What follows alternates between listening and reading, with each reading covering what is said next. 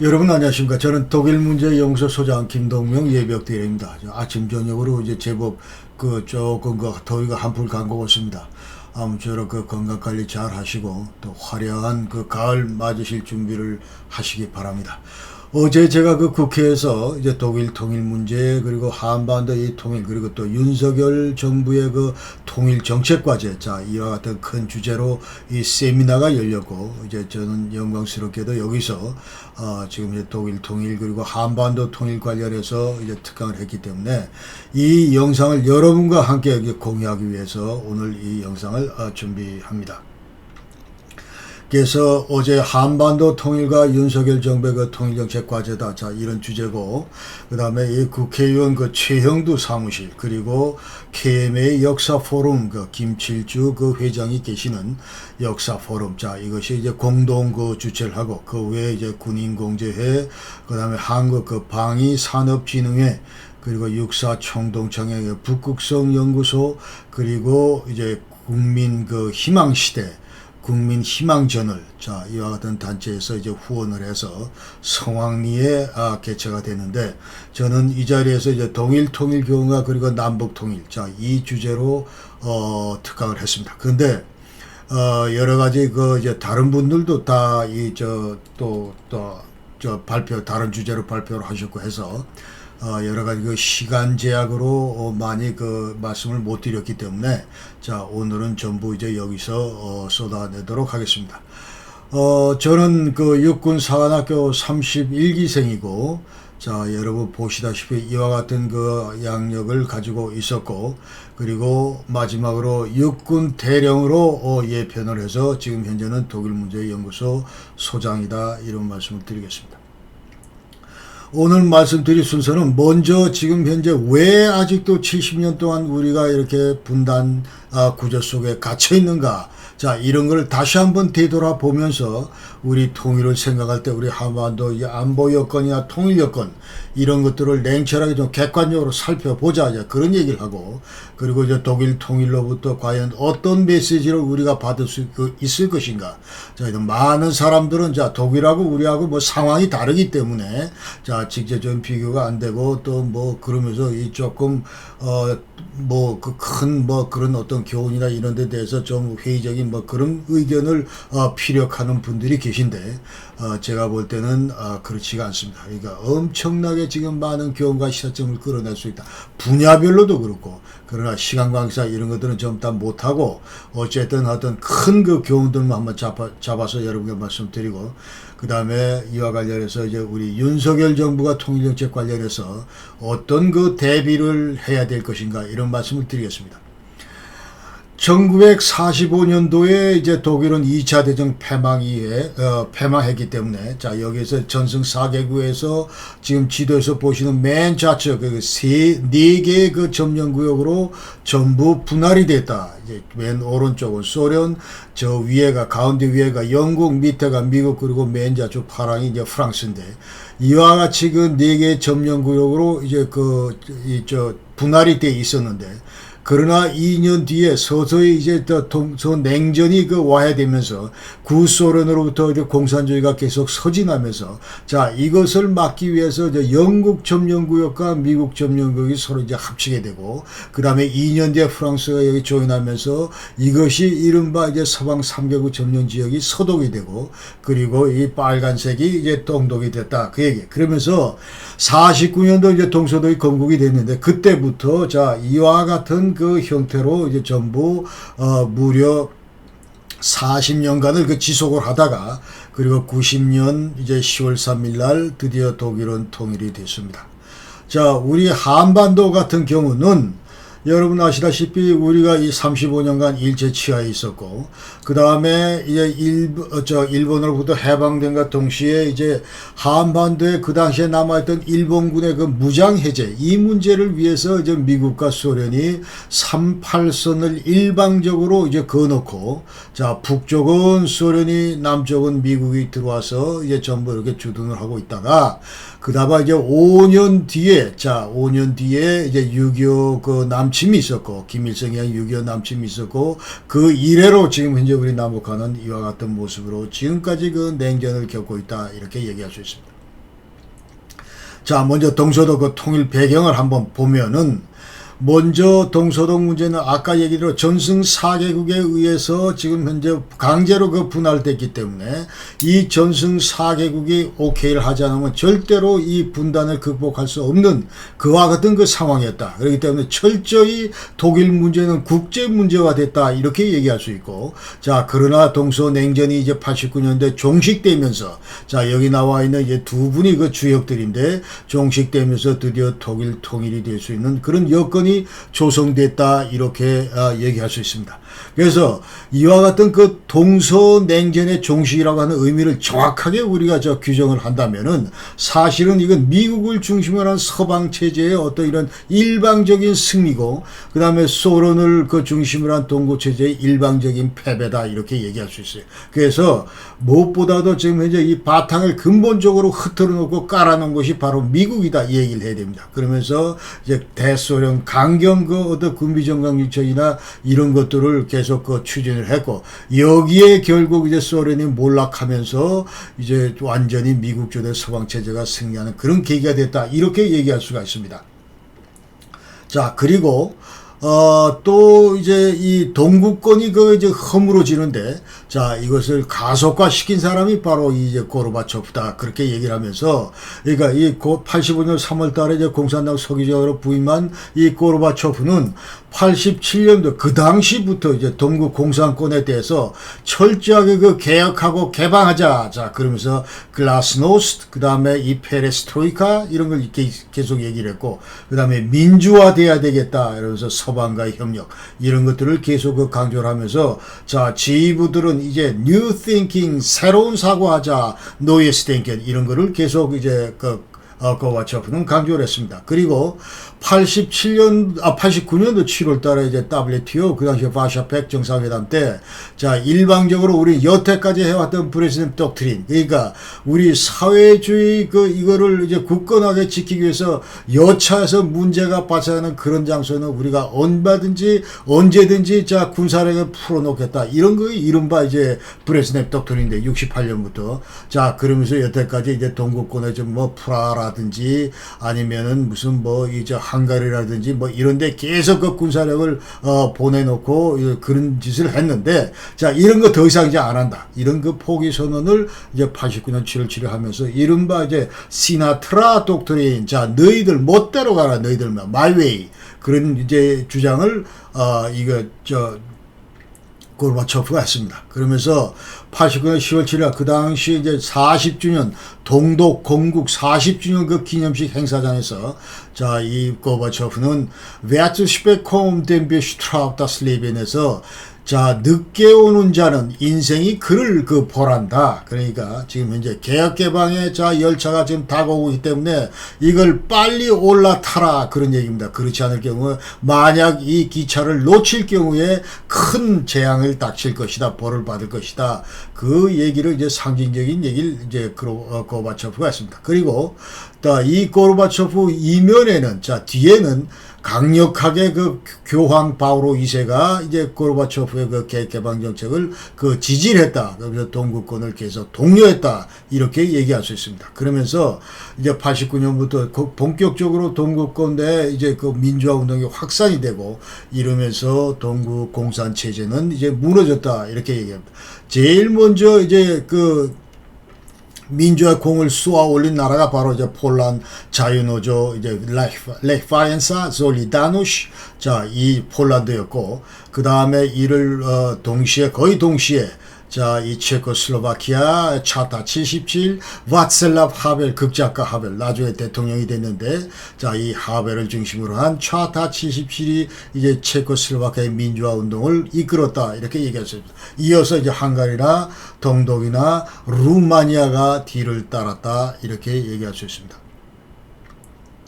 자, 그럼 도대체 동구권이 자, 그 40년 가까이 공산 체제에 있는데 어떻게 이렇게 한꺼번에 전부 민주화가 될 수 있었는가?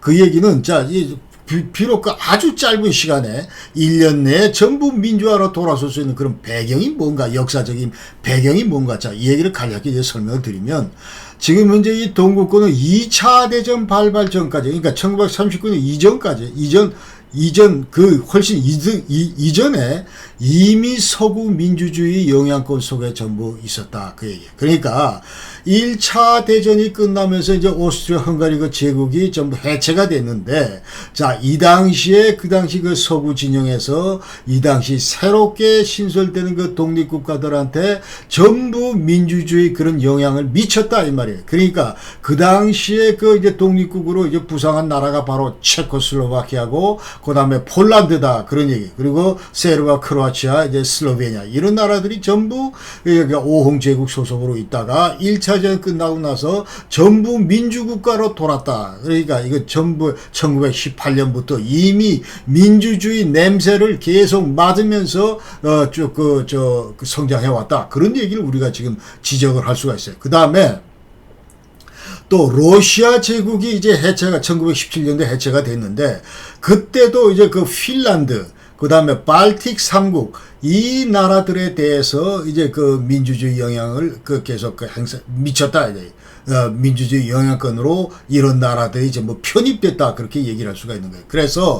그래서 이 나라들이 예컨대 이제 구소련이 해체될 때, 아니면 지금 현재 89년도 그 당시에 그 민주화 바람이 불었을 때 일제히 전부 다 노선을 옛날 그 향수를 생각하면서 전부 민주국가로 이제 돌아설 수 있다. 그 역사적인 배경을 우리가 이해를 해야 된다.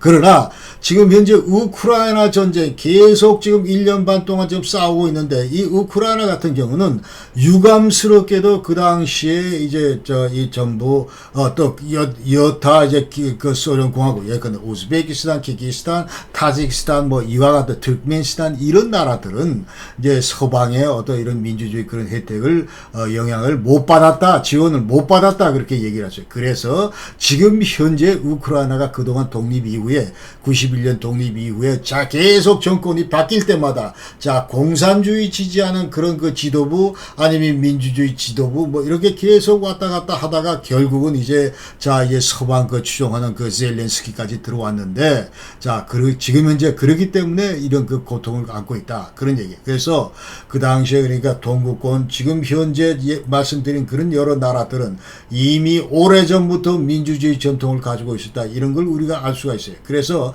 지금 현재 89년도에 동구권이 전부 무너지고, 계획경제하는 나라들이 소련을 위시해서 전부 무너졌는데, 그러니까 북한도 앞으로 지금 현재, 그러나 북한은 이와 같은 그 동국권과 같은 오래된 그런 어떤 민주주의 전통이 없는 상태입니다. 그러니까 계속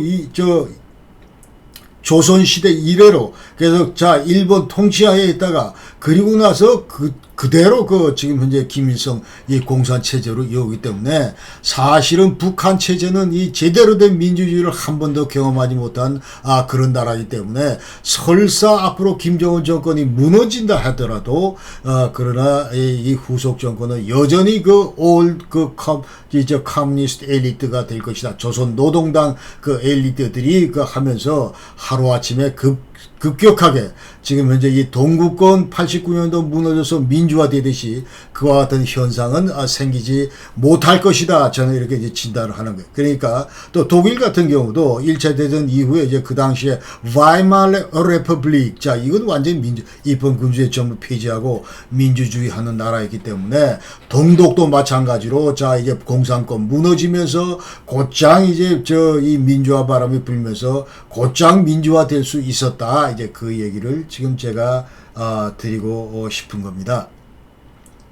그래서 하여튼 2차 세계대전 발발 직전까지 이와 같이 지금 얘기한 이 빨간색의 나라들, 동독 같은 나라들은 전부 민주주의를 전부 다 그 자체 내에서 이제 전부 민주주의를 이제 구가하고 있었다. 그렇게 얘기를 할 수가 있습니다.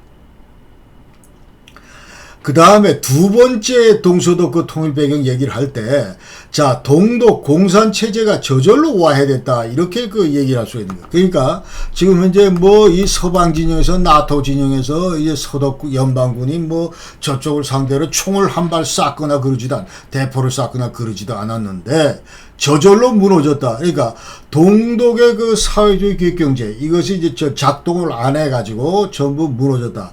그 당시 89년도에 이제 서독 그 지도부들이 들어가서 동독 경제 실태를 살펴봤더니 완전히 핀포츠벨, 그러니까 12시 5분 전이다. 5분만 있으면 완전히 폭삭 간다. 그 얘기. 그러니까 그 정도로 동독의 그 경제 상황이 아주 열악했다. 그러면서 그 당시에 그 동독 그 경제장관 얘기는 외채가 너무 많아. 206억 그 불이다. 그래서 그 당시에 우리가 계속 모든 것 전부 다 수출해도 그 수출해서 벌어들이는 돈으로 자, 그 당시에 이 안고 있던 그 외채 그 이자를 갚기에도 급급했다. 뭐 이렇게 그 정도로 얘기할 정도로 경제 상황이 엉망진창이었다. 이제 그런 얘기. 그러면서 1991년부터 채무 불이행 국가로 전락할 그런 상황이었다. 그러니까 저절로 이제 공산 이 저 계획경제, 이 사회주의 계획경제 이 자체는 이제 역사 발전의 대안이 아니다. 이런 것들이 완전히 극명하게 지금 입증이 됐다. 그 얘기예요. 그 다음에 이제 또 동독 체제에 대해서 얘기할 수 있는 것은 동독 주민들이 자 평화적인 무혈 혁명을 했다. 그 얘기. 그래서 오래전도 비록 40년간 공손 치하에 있었지만은 그러나 그 전부터 대대로 이렇게 내려오던 그런 어떤 민주화 전통 이런 것 때문에 쉽사리 이제 전부 다 이렇게 무혈혁명으로 반정부 그 시위에 좀 앞장설 수 있었다. 그리고 다행스럽게도 고바초프가 이 동독주의로 불신을 하고 그리고 시민들의 그 개혁 요구 이거를 이제 지지를 했다. 그렇게 얘기할 수 있습니다. 그리고 이제 또 중요한 것 중에 하나는 동독인민의회가 우리로 치면 이제 국회인데 여기서 어떤 결정을 했냐면 이제 독일 통일을 기본법 23조에 의해서 하겠다 이런 결정을 내는 거예요. 90년 8월 23일 이와 같은 그 결정을 했는데 이 기본법 23조라고 하는 거는 자 동독의 우리 5개주가 그대로 서독 너희 그 연방주로 편입이 될 테니까 그 편입되는 순간부터 이제 서독기본법 헌법의 그 구성력을 그 효력을 받게 되는 뭐 그와 같은 그 방안을 채택했다는 거예요. 90년 8월 23일 날. 그 다음에 그 외에 다른 방법이 또 하나 있는데 이것은 이제 기본법 146조 이거는 완전히 연방 새로운 그 헌법을 만드는 거예요. 그러니까 완전히 독일을 이제 생각을 하면서 새로운 헌법을 만들려면 그러기 위해서는 이제 재헌의회가 필요하고 그러기 위해서는 또 양독 간에 뭐 어떤 이 의원수를 결정하고 너무나 이제 복잡하다 이 말이에요. 그러니까 자 이와 같은 어느 천년에 지금 이런 방식으로 통일을 하냐. 지금 이제 소련이 계속 노려보고 있는데 자 기회가 왔을 때 빨리 지금 현재 이거를 해결해야지 더 이상 이제 지체해서는 안 된다. 자 이런 판단 아래 기본법 23조 이한 통일을 가결했다는 거예요. 이게 지금 대단히 중요한 그런 거다. 자, 그러면서 이 계속 5개주가 그대로 흡수당하면서 들어오는 거야. 그러니까 독일 통일은 흡수 통일인데 이 흡수 통일이라는 의미는 자, 서독이 힘없는 동독의 의지와는 좀 무관하게 계속 힘으로 밀어붙이면서 넝큼 동독을 흡수했다. 그 얘기가 아니고 자, 가만히 있는데 동독이 저절로 제발 우리를 좀 흡수해달라고 간청하는 그런 통일이다. 이 말이에요. 그래서 또 그 외에 이제 동독을 둘러싸고 있는 동국군이 아까 말씀드린 대로 전부 다 이제 이 몰락 직전이었다. 또 파샤팩, 이거는 91년 6월 말부로 좀 사라졌는데, 자, 이것도 완전히 이제 기능을 상실하고 흐물흐물했었다. 이제 그러면서 통일될 수밖에 없었다. 그 얘기죠. 자, 그러면서 이제 외부적인 객관적인 이런 요건들, 예컨대, 자, 동독의 무슨 국제 문제든 이런 동서냉전 이런 것들이 전부 흩어졌고, 그 다음에 동독 상대의 통일 상대인 동독이 저절로 지금 막 무너지려고 그러고, 그러나 이제 이게 통일하려면은 뭐 돈도 있어야 되고 모든 것들을 다 리딩을 할 수 있는 그와 같은 그 국력을 갖춘 뭐 그런 게 필요한데 자 서독 정부가 끊임없이 지금 현재 분단 이래로 건국 이래로 계속 국력 신장을 해오고 그 다음에 일관된 동독 정책, 대동독 정책 그러니까 자 이게 원칙에 입각한 상호주의에 입각한 그런 그 동독 정책을 계속 펼쳤고 그 다음에 끊임없이 그 나치 만행에 대해서 사죄를 하고 그러면서 이제 대내외적인 그런 그 통일 여건 아까 얘기대로 전승 4개국의 오케이 사인이 떨어지지 않으면 결코 통일될 수 없었기 때문에 전승 4개국의 어떤 비위를 맞춰가면서 자 이와 같은 계속 노력을 했다 이제 그런 얘기입니다. 자 그러면서 자, 여기서 보시는 것이 이제 여러분 이제 잘 아시는 이 빌리 브란 1970년도에 이 폴란드 게토 봉기 기념탑 앞에서 무릎을 꿇고 전 세계를 상대로 과거 우리 나치가 정말 그야말로 참 인류적으로 생각할 때 전혀 할 수 없는 그와 같은 만행을 저질렀다, 이제 그런 실토로 하는 거예요. 그러니까 당시에 게토 이 봉기탑 여기에는 이제 폴란드 유대인들이 모여 살던 데인데, 그러니까 예컨대 이제 폴란드 유대인들을 전부 이제 한 군데다 몰아서 전부 다 이렇게 살게 했는데, 이걸 이른바 이제 게토라고 그럽니다. 그래서 한 1000여 개의 유럽 내 게토가 있었는데, 이 게토 중에서 제일 큰 데가 이제 바로 이 바르샤바, 폴란드 수도 바르샤바에 있었다. 그러면서 이제 독일 점령 초기에는 폴란드 유대인이 모두 한 330만 명이 됐는데, 그러나 전후의 생존자를 세어봤더니 38만 명밖에 안 되더라. 그러니까 무려 290만 명이 2차 대전 가운데 전부 죽었다, 이제 그런 얘기예요.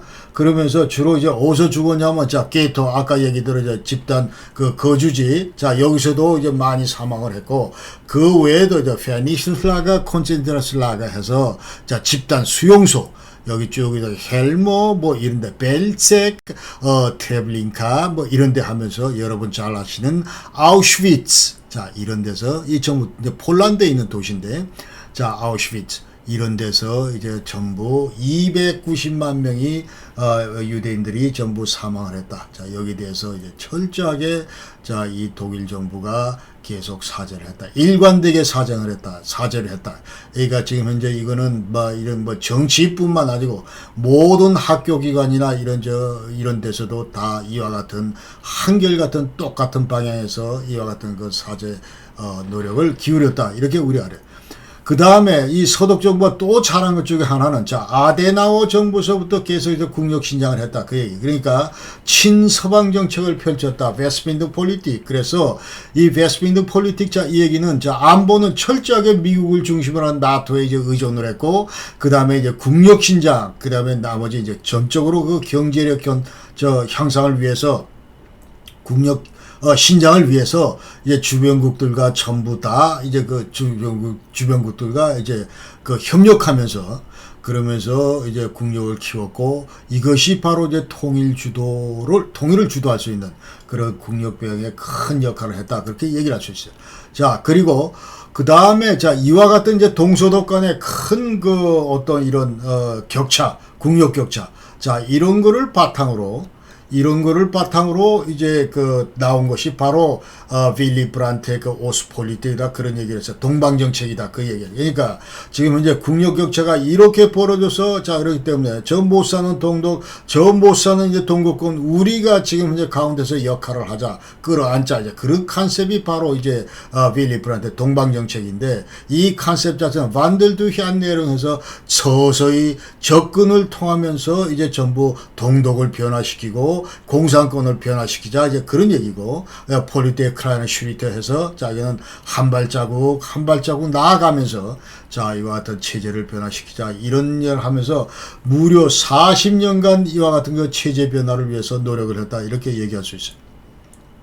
그 다음에 아까 얘기대로 이제 더 이상 우리 만약 통일이 되더라도 지금 현재 자유민주주의 이 체제 이런 진영에 속해 있는 우리 서독은 더 이상 이제 제국주의, 옛날에 히틀러가 했던 그와 같은 1차 대전 때 그와 같은 제국주의 그런 야심이 더 이상 없다, 이제 그런 걸 표방을 하고, 그 당시에 이제 독일의 완전히 유럽화 이렇게 얘기를 하면서, 그 다음에 옛날에는 유럽의 독일화, 유럽을 완전히 독일화 하자, 알레스 이버 오로파 해서 완전히 전 유럽 위에 이제 독일이다 이런 거 했는데, 지금 그런 거 이제 안 하고 독일의 유럽화, 우리가 유럽 전체 그 틀 속으로 들어가겠다 그 얘기예요. 그러면서 제3의 독자기를 완전히 배제하겠다 그런 얘기를 이제 일관되게 얘기를 했고, 그 다음에 그 센시티브한 것 중에 하나가 바로 이제 그 오데르나이스 강을 폴란드와 국경으로 한다 이제 그 얘기입니다. 그러니까 완전히 과거 그 독일의 어떤 이런 경계선 이런 것들이 계속 그 서쪽으로 밀렸습니다. 그러면서 많은 영토를 이제 그 상실을 했는데, 그러니까 1차 대전, 2차 대전을 통해서 무려 독일 제국의 영토의 40%를 전부 국제사회에다가 자 토해냈는데, 자 더 이상 이런 건 뭐 우리 돌려달라 이런 얘기 안 하고, 그 다음에 너희들이 지정한 지금 현재 오더 나이스 이거를 이제 폴란드 국경으로 인정을 하겠다 그 얘기. 자 이제 그러면 독일은 이와 같은 그 배경 하에서 전부 통일이 될 수 있었는데, 그러나 우리 한반도는 아직도 70년이 훌쩍 넘었음에도 불구하고 아직도 지금 현재 정전협정 체제 속에서 이 냉전 틀 속에 갇혀있다 그 얘기. 지금 현재 이 그림이 그건데, 그러면 지금 통일이 어디 와 있냐, 지금 통일이. 자, 통일은 어디쯤 이제 있느냐, 그런 거 볼 때, 통일은 맨 위에 이게 지금 통일인데, 우리 남북한은 지금 도대체 어디 있냐면은, 자, 저 초록색 여기 있습니다. 이 초록색을 둘러싸고 있는 이 박스가 바로 이제 이 냉전 구조인데, 이 숫자 제가 지금 말씀을 드린 건데, 자, 유감스럽게도 70년이 넘도록 우리 남북한은 아직도 냉전 구조 속에 이렇게 갇혀있다, 그 얘기. 그래서 우리가 빨리 지금 현재 저 위에 파란색 통일로 가려면은 이 냉전을 건너서 먼저 평화체제로 가야 되고, 자, 위에 있는 이 조그만 박스, 이것이 이제 평화체제인데, 이 평화체제로 가야 되고, 그리고 나서 통일이다. 이제 그 얘기예요. 그러니까 순서가, 냉전 건너 평화로, 평화 건너 통일로 이렇게 되는 건데, 그러나 여태까지 이제 좌파 정부를 한국 내에서 보면은 이와 같은 객관적인 이런 현실을 전부 무시하고 계속 요 위에 얘기만 계속 하는 거예요. 빨리 그냥 평화체제 구축해서 평화협정 뭐 이렇게 저 프로세스 이런 거 밟아서 통일 가자. 요 우똥 얘기만 주구장창 여태까지 해왔다. 이제 그렇게 얘기를 할 수가 있습니다. 그래서 저는 좀 더 냉정해질 필요가 있고, 엄중하게 우리가 지금 현재 한반도 안경이나 통일 여건을 냉철하게 살피자 그 말씀을 드리기 위해서 이 도표를 지금 보여드리고 있는데, 자, 이걸 다시 한번 보면은 이 냉전구조의 그 엘리멘트는 크게 세 가지입니다. 하나는 고동색이고, 하나는 빨간색이고, 하나는 노란색입니다. 자, 그래서 이 고동색은 뭐냐면 남북한 간의 그 적대관계입니다. 적대관계고, 자, 이것이 지금 현재는 적대관계지만 앞으로 만약 이제 남북관계가 잘 풀려서 우리가 남북한 간의 어떤 이런 평화관계, 공존관계로 간다. 이제 그렇게 얘기를 할 수 있고, 그 다음 요 가운데 있는 것이 이제 정전협정인데, 여러모로 지금 현재 뭐 이 부족한 게 많다. 너덜너덜한 게 많다. 군정이도 그렇고 중감이도 그렇고 작동을 못하고 있기 때문에, 자, 이와 같은 경우는 어떤 형태로도 이제 남북 평화협정으로 바꾸는 것이 좋겠다. 이제 그런 얘기를 할 수 있고, 그 다음에 요 노란 색깔은 뭐냐면 남북한을 중심으로 한 4강의 이제 불안정한 역학관계다. 그렇게 얘기할 수 있어요. 그래서 앞으로 이제 평화체제를 가기 위해서는 이제 북한도 미국과 일본과 수교를 하고 이제 그렇게 해야 된다. 이 말이에요. 그러니까 좋은데, 그럼 왜 못 가고 아직도 70년 넘게 이 박스 속에 냉전 구조 속에 갇혀 있느냐. 이 얘기를 할 때 우리 앞에 커다란 그 어떤 이런 큰 강과 산이 지금 이제 우리를 가로막고 있다. 이렇게 얘기할 수가 있는 거예요. 자, 그래서 이거를 이제 큰 5개 과제가 있는데, 이 5개 큰 산과 강을 건너야 우리가 평화체제로 갈 수 있다. 그 말씀을 드리겠습니다. 자, 이 제일 높은 산이 뭐냐 하면은 바로 1번, 이쪽에 노란 색깔은 1번 이겁니다. 그러니까 북한의 그 핵개발, 그리고 북한의 그 WMD, Weapons of Mass Destruction, 대량 살상 무기 개발, 이런 것들이 걸림돌이 되기 때문에 못 간다 그 말이에요. 그러니까 반드시 북한의 이제 핵 문제 이거는 해결이 돼야 되는데, 지금 이제 저렇게 80기, 90기를 손에 들고 있는 가운데 전혀 지금 기미가 보이지 않기 때문에 근본적으로 우리가 이 아래 동네에서 저 우동으로 갈 수 있는 첫 발자국도 지금 못 디디고 있는 것이 바로 우리 한반도 이 남북한의 현실이다. 이런 얘기를 우리가 지금 전부 인지를 해야 됩니다. 자, 두 번째 높은 산은 이제 바로 남북한 간의 군사적인 긴장 완화다. 자, 이 얘기는, 자, 휴전선을 지금 가운데다 놓고, 이제 170만, 180만 명이 아직도 중무장한 채로 총구를 겨누고 대치하고 있기 때문에, 여기에서 돌파구를 못 열면 일체 안 된다. 그 얘기. 그래서, 그 다음에 또 하나는, 자, 이 같은 저 고동색, 여기 남북 관계에서 우리가 그러고 교류 협력을 하면서, 그야말로 정치, 경제 공동체, 이런 것들을 이제 건설을 해야 우리가 평화체제로 갈 수 있는데, 아직도 지금 현재 한 발짝도 못 뛰고 있다. 왜? 지금 현재 이 북한 핵 문제 때문에 여러 가지 교류 협력이 지금 이루어지지 않고 있다. 그 얘기를 할 수 있어요. 그 다음에 네 번째가 이제 미국과 북한과 일본과 수교하는 문제. 자, 이걸 위해서는 뭐 예컨대 이제 키드내핑 문제나 여러 가지 이제 요구하는 라켓팅 테스트 문제나 이런 것들 전부 다 해결이 돼야 됩니다. 그리고 나서 마지막으로 오는 것이 남북한 간의 평화협정을 체결하고, 자, 이렇게 되면 이제 종전 선언도 할 수 있고, 그러니까 이때 가서 비로소 5개 과제가 완전히 해결된 다음에 오는 것이 종전 선언인데, 옛날에 몇 년 전에 미국은 문재인이는 2018년 4.27 판문점 선언에서 2018년 12월까지 자 종전 선언이 전부 하자 뭐 이따위 얘기를, 근거 없는 얘기를, 완전히 지금 현재 이 현실을 무시한 그런 얘기들을 여태까지 쏟아왔고, 또 그럼에도 불구하고 많은 대다수의 국민들이 야 종전 선언 평화 좋다 하면서 전부 박수치고, 이것이 우리 대한민국의 현 주소다. 지금 70년째 분단 세제에 갇혀 있는 우리 대한민국 국민들이 지금 현재 인지하고 있는 그런 상황이다. 이런 얘기를 지금 하겠습니다. 그래서 지금 현재 다시 한번 얘기를, 자, 이거 냉전 빨리 극복을 해야 되는데, 자, 이 세 가지 엘리멘트를 자세히 들여다보면은 이 고동색은 순수 남북 문제입니다. 이 채널은 우리 남북한 간에 협의해야 되고,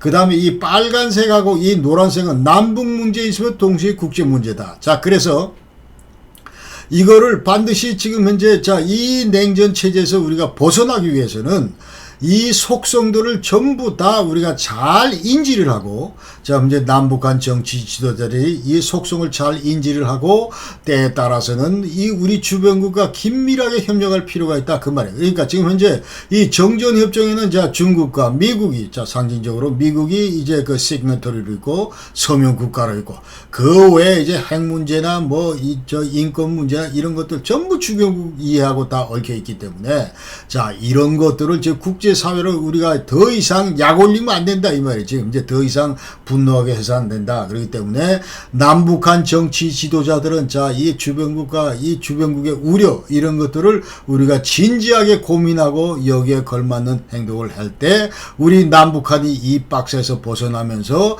자, 이 평화체제로 들어가면서 드디어 통일로 나아갈 수 있다. 이 말을 제가 지금 이 도표를 통해서 하겠습니다. 자, 그리고 두 번째, 이제 왜 아직도 지속되고 있냐. 이걸과 얘기를 할 때, 지금 저는 이제 독일 문제하고 이 한반도 문제, 이거를 비교를 하면서 이제 과연, 어떤가 하는 말씀은 이제 근본적인 차이점, 이런 거 이제 말씀드리고 싶은데, 그러니까 독일 같은 경우는 전승 4개국이 이제 동서도 분단, 그 다음에 통일과제 이런 것들을 전부 꽉 목을 쥐고 있다. 그렇게 얘기할 수 있어요. 그래서, 자, 여기 이제 국제법적으로 효력을 발생하는 여러 개 조약이 있습니다. 예컨대 이제 베를린 선언이라든지 포츠담 협정, 독일 조약, 베를린 지휘관의 전승 4개국 협정, 오더나이스 국격은 아까 얘기한 대로, 그 다음에 동부영토, 오스케비트, 자, 이런 거.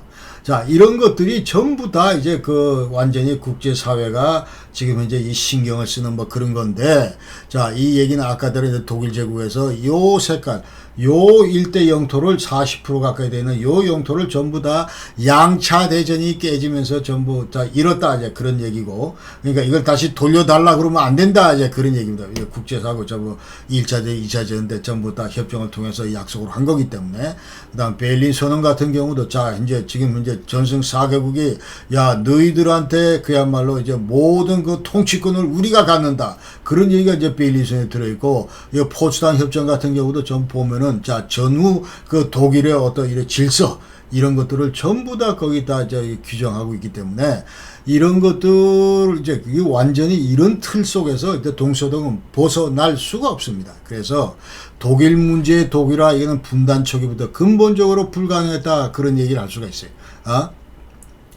독일도 최초는 이제 헷갈려가지고, 자, 1949년도 소독 같은 경우, 49년도에 이제, 이 건국을 했는데, 그 당시에 이제 이 양동 문제를 다루는 그 Bundesministerium für Gesamtdeutsche Fragen에서 전 독일 문제를 다루는 이 연방 부처다.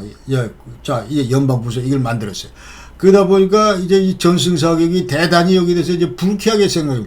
Gesamtdeutsche, 전 독일, 동서독을 전부 아우르는, 그러면서 통일 얘기도 하고, 또 동독에 무슨 이 공산정권,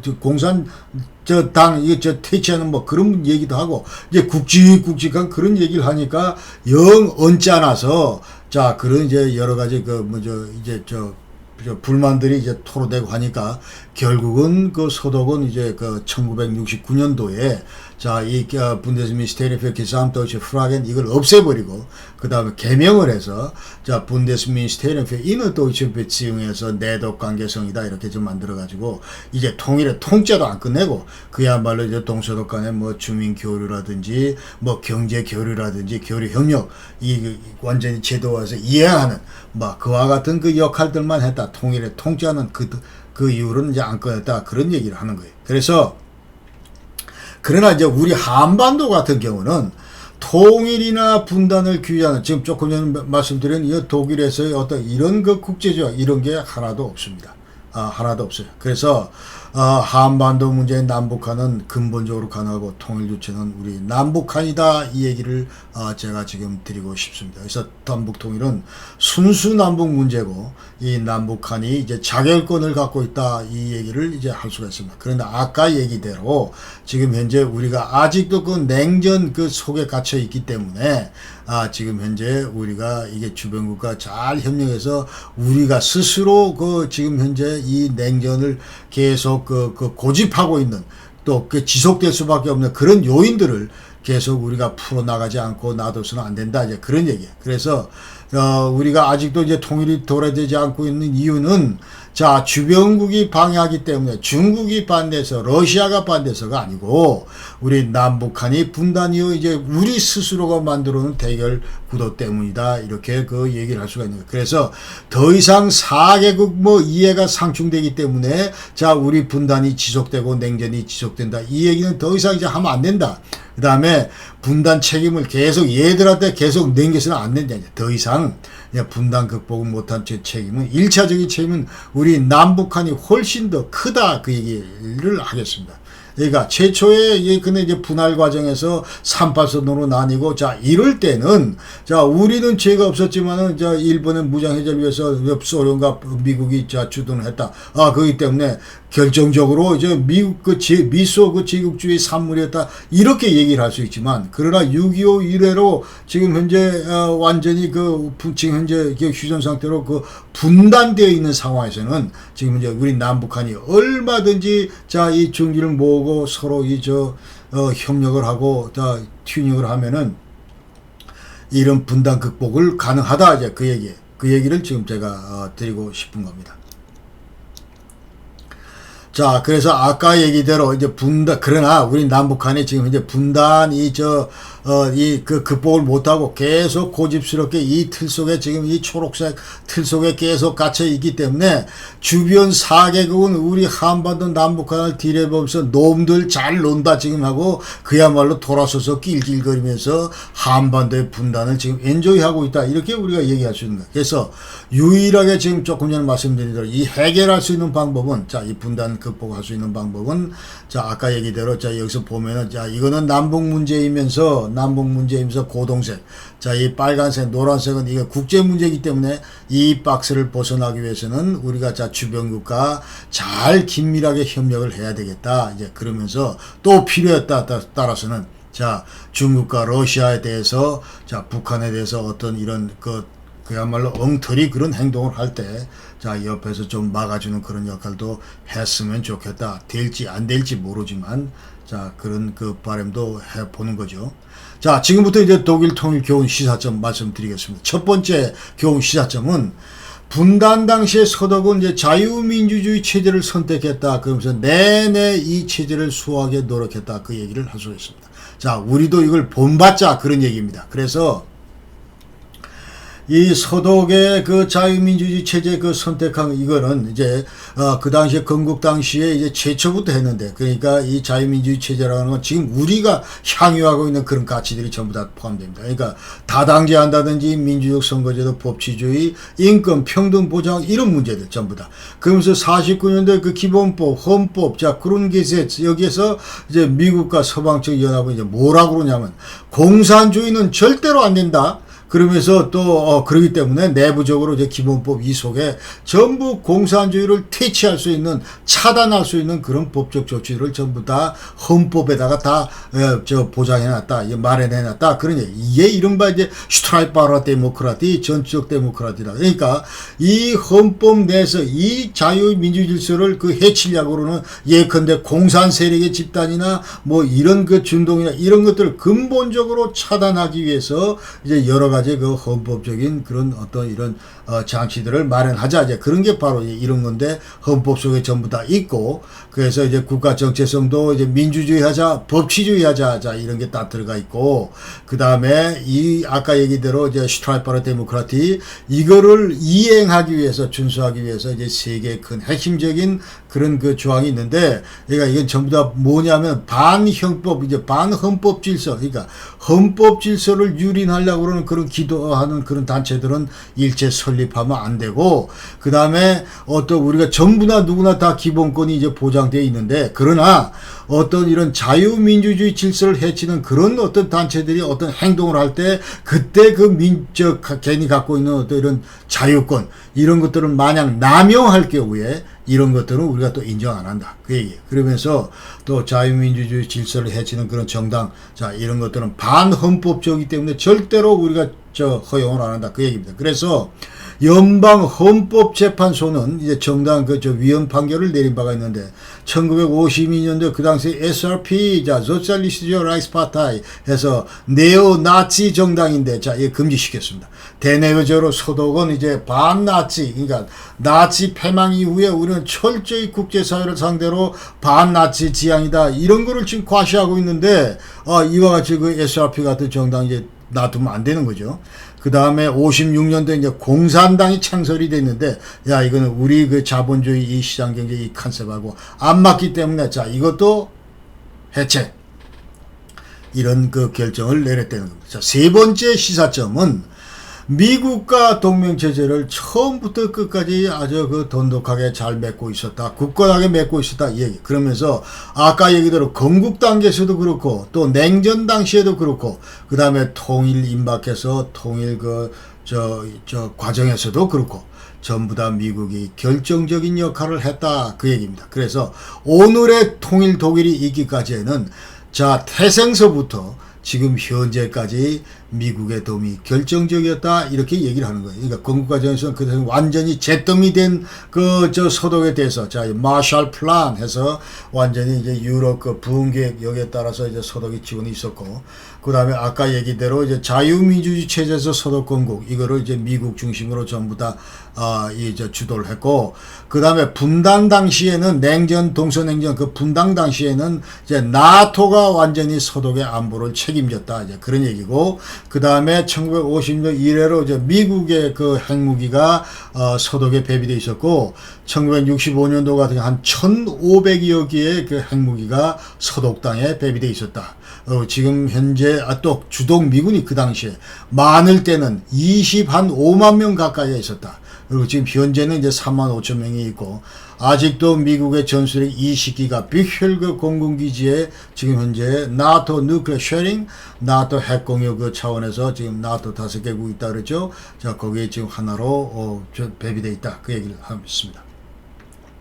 그 다음에 통일 과정에서도, 자, 전승 4개국 가운데 유일하게 독일 통일을 지지하는 나라는 미국밖에 없었다. 그러니까 미국 그다음 부시 대통령은 이 동서독 통일 이 문제는 순전 이 동서독 그 주민들에 의한 자객군에 의해서 이루어져야 된다, 이 얘기를 시종일관했고, 그리고 나머지 세 나라는 과거 그 역사적인 부정적 경험 때문에 이놈들 다시 통일시켰다가는 이제 완전히 유럽 안정 평화가 흐트러진다. 자, 그렇기 때문에 절대로 시키면 안 된다. 그런 입장이었습니다. 불구하고 그러나 이제 미국이 전부 세 나라를 계속 설득을 하면서 이걸 전부 다 이제 통일을 지지하게 만드는 그런 역할을 했다.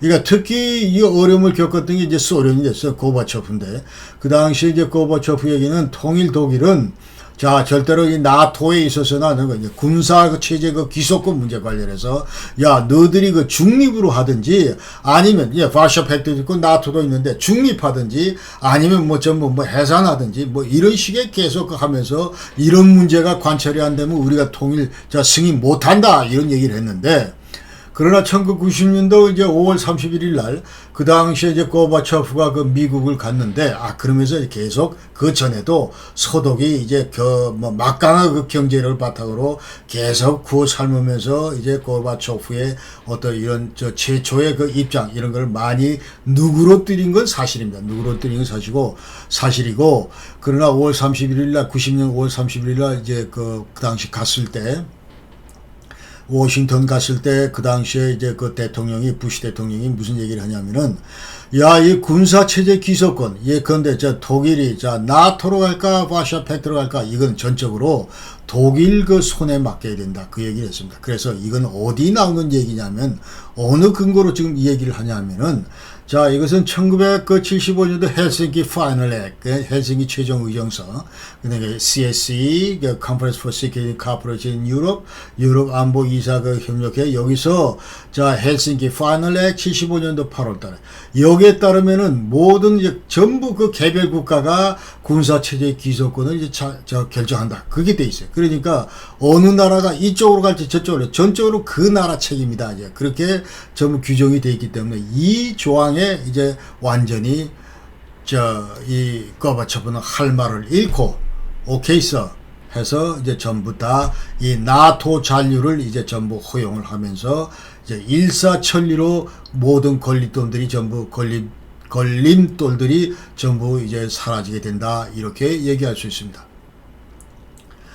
자, 그 다음에 네 번째 시사점은 통일의 전제 조건은 양국 정치제재가 반드시 유사해야 된다. 이 얘기를 지금 제가 하겠습니다. 그러니까, 자, 동서독도 통일되기 전에 완전히 하나는 이제 자유민주주의 체제, 하나는 완전히 공산체제 서로 이렇게 어긋나고 있었는데, 그러나 서서히 통일 기운이 싹 트면서, 자, 이제 서독이 어떤 역할을 했냐면, 어떤 주장을 했냐면, 자, 동독, 너희들 지금 현재 이 체제 가지고는 통일 못해. 그러니까 빨리 우리가 구가하고 있는 이 자유민주주의 체제 이쪽으로 서서히 방향 전환을 해라 그 얘기를 한 거예요. 그러니까 자, 이 얘기를 이제 89년 11월 9일 날 베를린 장벽이 무너지고 그 다음에 12월 28일 날 그 당시에 젠풍터 프로그램에서 통일 10개항 헬무 콜 수상이 자, 의회에서 하는 얘기 가운데 앞으로 우리 동서독은 국가연합해야 된다. 컨페더레이션 이 얘기를 합니다.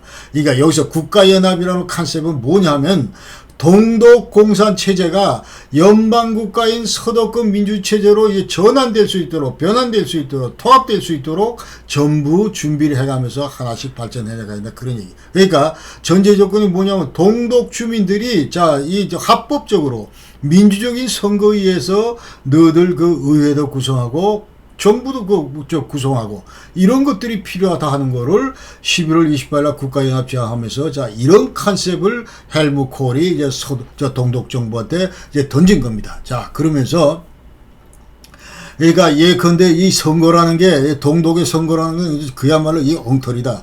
그 소련대 선거도 엉터리고 이 공산체제 선거라는 게 전부 엉터리인데 예컨대 지금 현재 무슨 선거인 명부를 만들어 가지고 여기에 전부 이제 이 후보 이제 전부 써놓고 찬성하면 이거를 접어서 투표하면 너무 찬성이고 만약 전부 기록된 이 후보 중에 누가 예컨대 마음에 안 든다 A라는 사람이 마음에 안 든다 김동명이 마음에 안 든다 하면 쭉쭉 그어버리고 자 집어넣으면 그게 이제 반대표인데 그러니까 동독 같은 경우는 자 5월 7일 날 90년 5월 7일 날 지자체 선거 전까지 완전히 99% 찬성 전부 다 이처럼 이 엉터리 선거를 한 게 그렇는데 이런 선거 시스템 가지고는 이제 통일 못한다 그 얘기. 그래서 빨리 민주적 선거로 돌아야 되고 그나마 또 너들 정당이 뭐 몇 개 있다고 하는데 얘들도 지금 현재 우리 입맛대로 우리에 맞는 서독의 그 민주주의 체제를 민주주의 가치를 그 향유할 수 있는 그 공감할 수 있는 그와 같은 그 정당 형태로 바꿔야 된다. 이제 그런 얘기. 그러면서 일제히 89년 말부터 이제 90년 초 들어가면서 동독의 모든 정당, 자매 정당을 맺으면서 이제 완전히 이거를 이제 전부 이 서독 그 정당화로 이제 만드는 거죠. 전부 다 이제 합병하면서. 자, 그런 얘기를 했고, 아까 얘기 들으면 여기 따라서, 헬무 콜 컨셉에 따라서 이제 90년 3월 18일 동독내에서 최초 그 자유민주 총선이 있었습니다. 자유민주 총선이 있었고, 자, 여기에서 이제 알리안스 회도출한 서독의 가치를 추종하는 그 선거 연대죠. 일종의 선거 연대. 여기서 이제 전부 48%를 획득을 해서 이게 다수당이 되고 그러면서 연정 꾸려가지고 SPD, PDS 자 꾸려가지고 이 PDS는 이제 구동독 사통당 그 후신입니다. 그래서 민사나 민주 그 사회당인데 이름을 개명을 해가지고 했는데 16% 정도 얻었다 그 당시에. 그러면서 이제 알리안스 회도전 여기 전부 이제 이 선거를 했더니 여기서 무혈평화 혁명하자. 그 다음에 동독 독재 이거는 빨리 종지부를 내자. 그리고 유권자 80%가 동독 주문 유권자 80%가 이제 동서독 통일을 지지를 했다 이렇게 얘기를 할 수 있는 거예요. 그러면서 이제 로타 드메제가 총리를 하는데 자 90년 이제 10월 3일 통일됐으면 그때까지 6개월간 이제 동독 총리를 하는데 그러면서 이제 모든 그 통일에 장애가 되는 그런 요인들을 이분이 전부 다 제거를 했습니다. 자 그러니까 아까 얘기대로 기본법 23조 우리 동독 5개주가 너희들한테 편입된다. 자 이거를 8월 23일 날 의결을 했고 의회에서 동독 의회에서 그 다음에 신탁적 설립해서 모든 동독의 그 국영기업 이런 것들을 좀 민영화했고 그 다음에 경제화폐 사회연합하면서 동서독 간의 그 화폐 1대1 통합 이거를 전부 단행을 했고 그 다음에 통일조약 그 다음에 2+4 조약 아까 얘기대로 모든 지금 독일의 분단 자 극복 이런 것 좀 관련해서 규제하고 있던 국제법적 구속력을 갖고 있던 그런 모든 국제조약들을 전부 다 무효화시킨 게 바로 2+4 동서독 플러스 전승 4개국인데 자 이런 조약도 이제 9월 12일 날 전부 다 통과시켰고 그 다음에 가장 센시티브한 이슈 중에 하나가 바로 동독 인민군 군인들을 어떻게 제거할 거냐 하는 건데 반발을 이제 없게 이렇게 만들 거냐 통일 직전에 그래서 이 인민군을 통일 직전 자정부로 10월 1일 자정부로 전부 해산을 시킨 것도 이 로타 드메제다 이런 얘기를 하는 거예요. 제가 왜 이 양국 정치 체제가 유사해야 되냐 이 얘기를 지금 강조를 하냐 하면은 지금 현재 우리 대한민국에서는 이와 같은 컨셉이 없기 때문에 제가 지금 다시 한번 이것을 강조하기 위해서 이 주제를 지금 말씀드린다 그 얘기. 그러니까 지금 여태까지 이제 좌파 정권에서는 자나깨나 얘기가 자 6.15 공동선언 이게 무슨 금과 옥조인 것처럼 자 이 통일 방안 기존의 우리의 민족 공동체 통일 방안 이게 합법적인 통일 방안이 있는데 이런 거는 전부 사장시키면서 6.15 공동선언 이 통일 방안 이것이 완전히 맞다 이 길로 간다 그러니까 자 남측의 연합제는 북측의 이제 낮은 단계 연방제 이게 유사하기 때문에 앞으로 남북한은 이 방향으로 통일을 지향하자 이제 그 얘기를 하면서 이게 김대중서부터 이제 문재인이 이르기까지 노무현 전부까지 얘기를 한다 그 말이에요. 그래서 이 남측의 연합제 낮은 단계 연방제 여기서 남측의 연합제 이건 뭐냐면 우리가 민족 공동체 통일발은 이제 화해협력, 남북연합, 통일 이렇게 되는데 여기 민족 공동체 2단계에 나오는 그런 남북연합 단계가 아니고 여기서 얘기하는 6.15 공동선언에서 얘기하는 남측연합제는 김대중이가 얘기하는 3단계 통일방 가운데 1단계 연합단계다 이 말이에요. 이 얘기는 직접 김대중이가 2006년도 통일 마치고 저 서울대학교 특강하면서 다 지구발로 얘기했어요. 그래서 이 연합단계에 따르면 이제 어떻게 한다? 그러니까 지금 이제 남북한 간에 완전히 이질화되어 있고 너무나 지금 180도 다르기 때문에 이것을 제대로 끌어올리려면 어느 천년에 끌어올리냐? 그러지 말고 자 우리 김정일이 너하고 자 나하고 예컨대 저쪽 방향으로 가자 하면은 그대로 연합단계로 간다. 그리고 나서 연방으로 가서 통일하자는 거예요.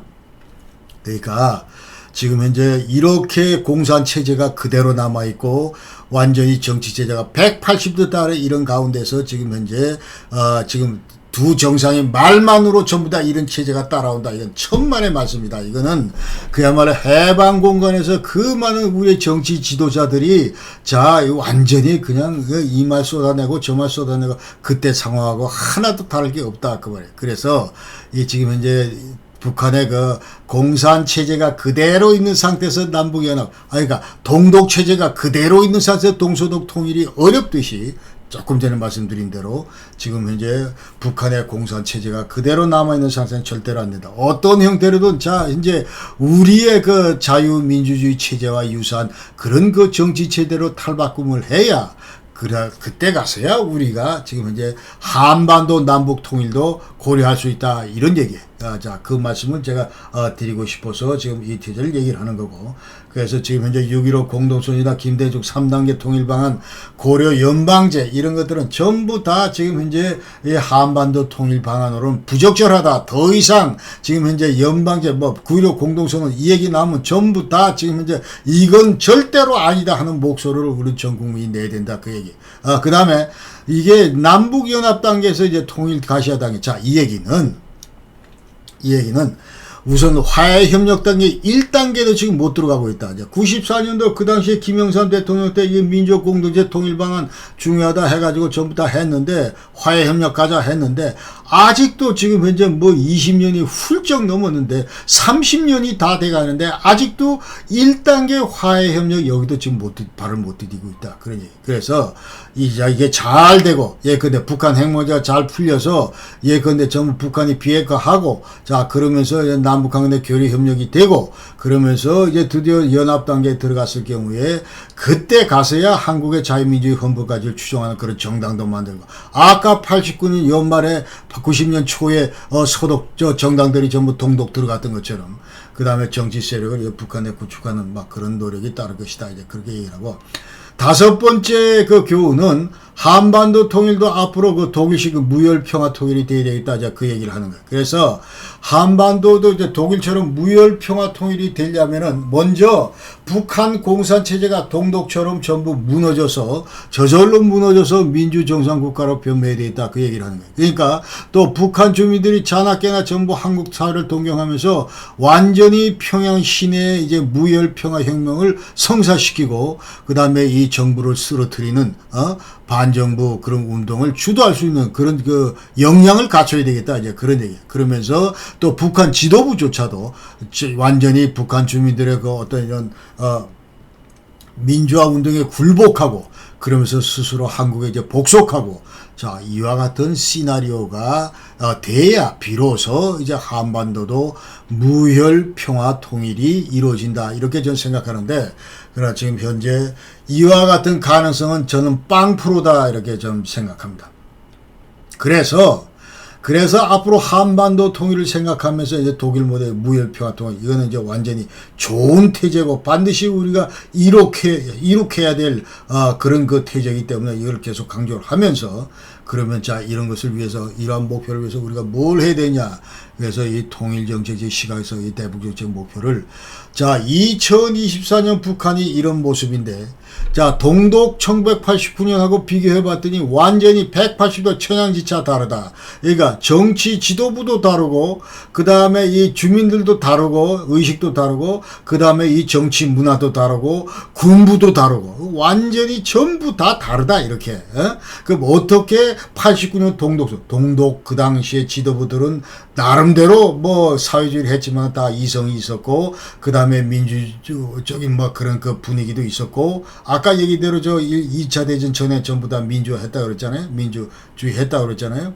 그 다음에 이런 것도 있고 그 다음에 주민들 그 다음에 이 민주문화 이런 전통도 있고 그 다음에 군부도 흐지부지하고 이런 식으로 왜냐하면 전부 다 이제 바샤팩 그 속에 전부 관리가 됐기 때문에 동독 인민군대 엠파와 이건 완전히 허당이다 이렇게 얘기할 수 있어요. 그러니까 이렇게 지금 180도인데 어떻게 그럼 북한의 지도부를 동독 수준으로 그 다음에 정치 문화를 동독 수준으로, 그 다음에 주민들의 그 의식, 그 사고 이런 것들을 동독 그 주민들 수준으로, 군대를 어떻게 동독 수준으로 뭐 이렇게 전부 몰아가냐 하는 것이 앞으로 우리의 대북 정책의 핵심 목표가 되어 있다. 이 얘기를 지금 제가 드리고 싶은 겁니다. 그래서 자, 여기 보면은 이제 실용주의, 먼저 첫 번째는 자, 지도부 관련해서 이제 제2의 고로천 등소평이 등장해서 전부 실용주의 노선을 추구를 해야 되겠다. 그러면 적한 노선 포기하고, 그 다음에 핵무기 포함해서 전부 WMD 개발 이런 거 포기하고, 그러니까 핵 이거 가지고 있어봐야 우리 인민들 다 죽인다, 이제 그런 얘기. 그래서 비핵화하고, 그 다음에 남북 간간에도 이제 군사적 긴장 완화를 위해서 과감하게 이제 군비 토지의 군축 그런 활동에 들어가고, 자, 이와 같이 결심할 수 있는 그런 지도부가 평양에 들어서야 된다. 첫 번째. 두 번째는 북한 사회가 완전히 민주사회로 변모해야 되는데, 아까 얘기대로 북한은 여태까지 한 번도 지금 현재 민주주의 이런 그 경험을 해본 적이 없기 때문에,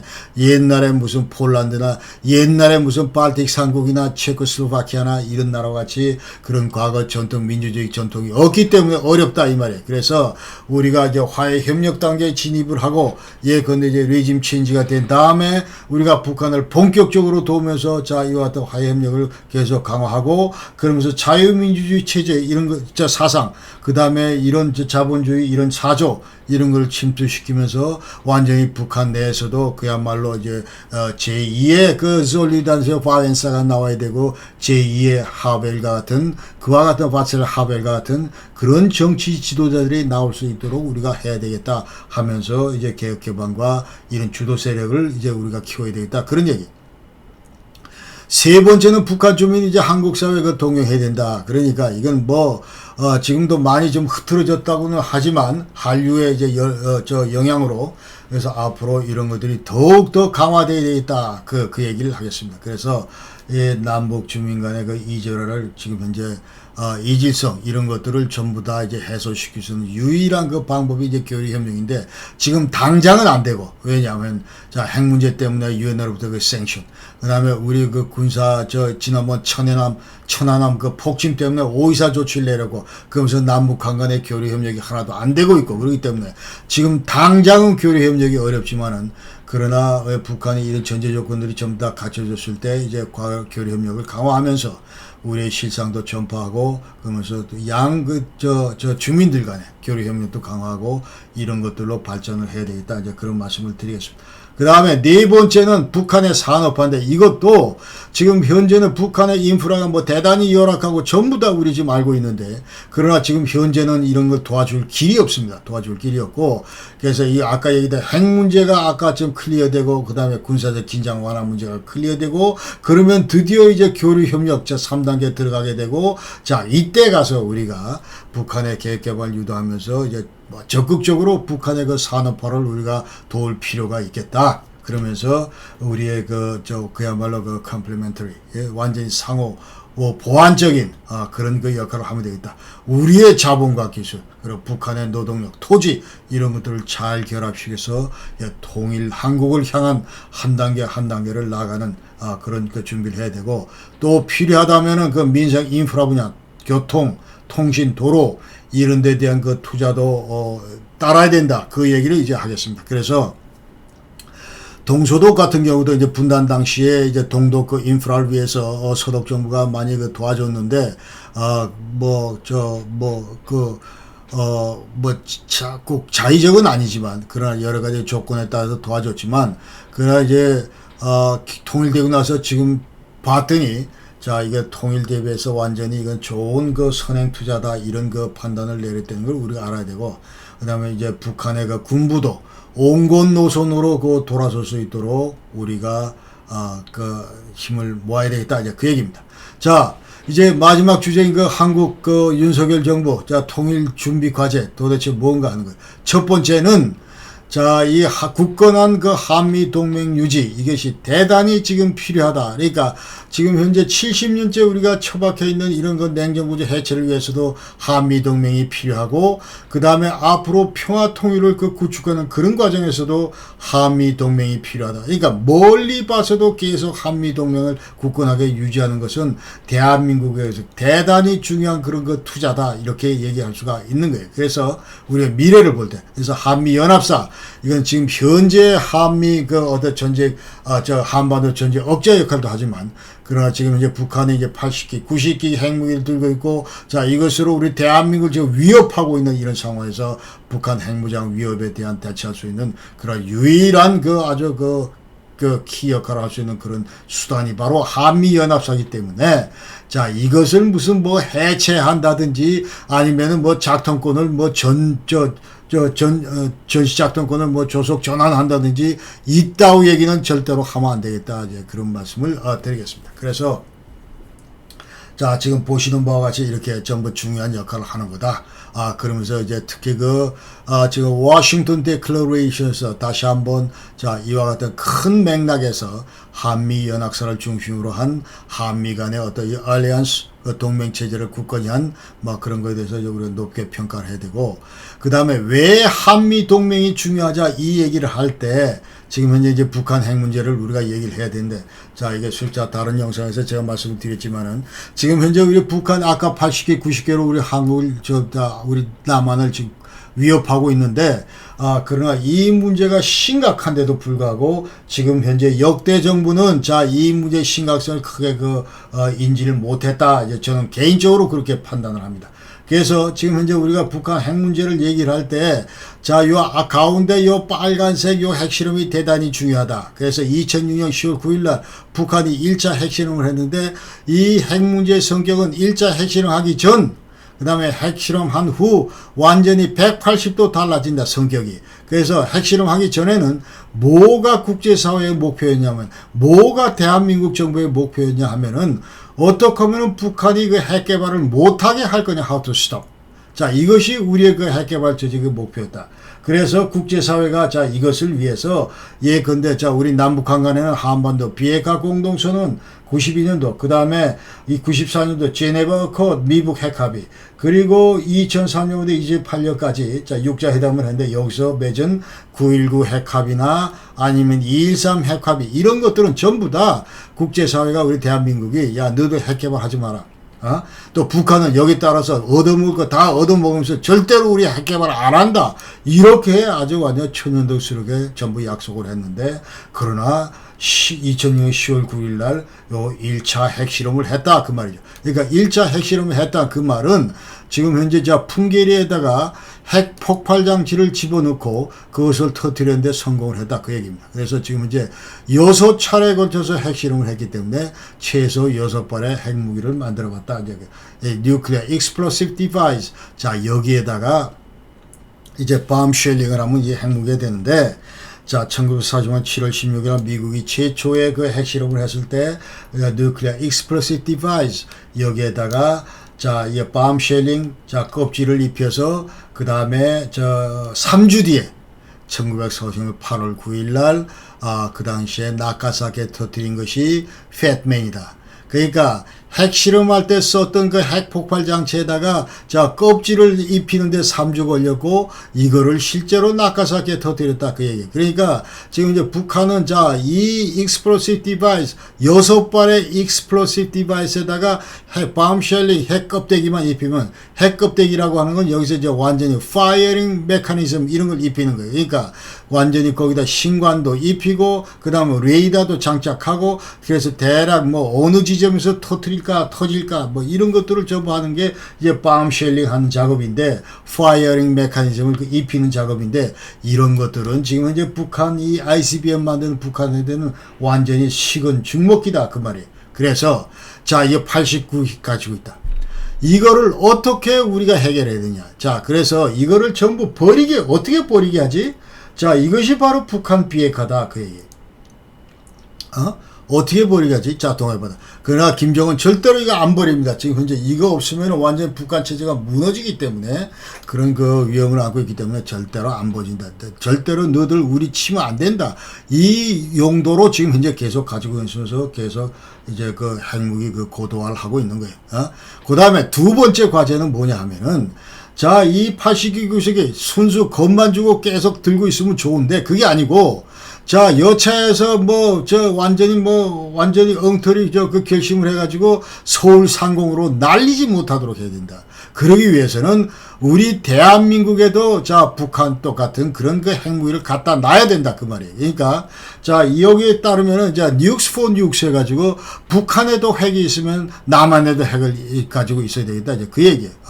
그래서 자, 이거 이제 뭐냐 하면은 뉴스 포 뉴스인데 자, 이 완전히 이제 이제 옛날에 그 전부 다 이제 군비 통제 이런 데서 다 나온 그런 얘기다 그 말이죠. 그러니까 예전에 76년, 77년도 그 당시 구소련이 자 SS-20 해가지고 우크라이나, 벨라루스 여기다 전부 저 배비를 하고 중거리 핵무기 배비하고 자, 여기에 이제 나토도 도펠 빼실려서 이중 결정을 해서 소독하고 인근 그 지역에다 전부 또 배비하고 폴싱투하고 토마호크 크루즈 미사일 전부 배비하고 코앞에 바로 코앞에다가 자, 이랬기 때문에 이제 완전히 전부 87년도 INF 하면서 전부 다 거둬들였는데 자, 이런 식으로 핵무기 앞에는 핵무기다. 이와 같이 가장 좋은 그 억제 수단이다. 그 말이에요.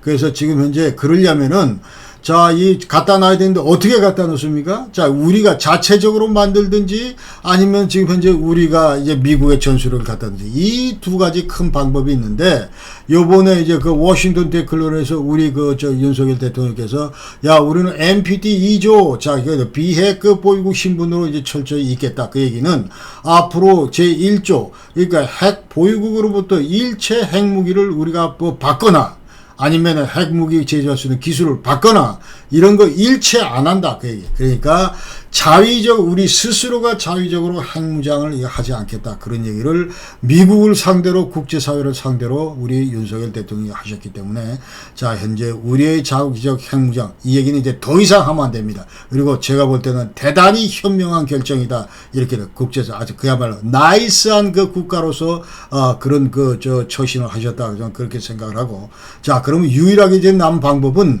미국의 전술을 갖다 놓는 건데 그게 이제 아직까지 안 됐어요. 아직까지 안 됐는데 그래서 이제 억제를 해야 되는데 요번에 이제 워싱턴 데클러레이션에서 이제 그 확장 억제 지금 이제 확장 억제 해가지고 근데 미국의 무슨 핵 잠수함을 기항을 시킨다든지 이러면서 이제 북한이 더 이상 핵 무장 위협을 못하도록 기여할 수 있도록 막 그런 조치를 이제 취한다 하면서 또 다른 하나는 뉴클리어 컨설터티브 그룹에서 핵 협의 그룹을 이제 신설해서 여기서 앞으로 파생할 모든 핵 문제 관련해서 한미 간의 투쟁한다. 이게 지금 대단히 중요한 그런 조치다 이렇게 얘기를 하는 거예요. 그래서 그 당시에 뉴클리어 워싱턴 데클러레이션에서 그 당시 마지막 이제 그 프레스 컨퍼런스에서 자, 기자들이 근데 전술핵 한반도 가느냐 하니까 안 간다 얘기했어. 안 간다 하는데 그 말미에 이제 바이든 대통령이 무슨 얘기를 하냐면 내가 지금 모든 이 핵 관련 이제 통제권을 내가 가지고 있고 그러나 수단에 따라서 어떤 그 상황에 따라서 어떤 조치도 every effort should be made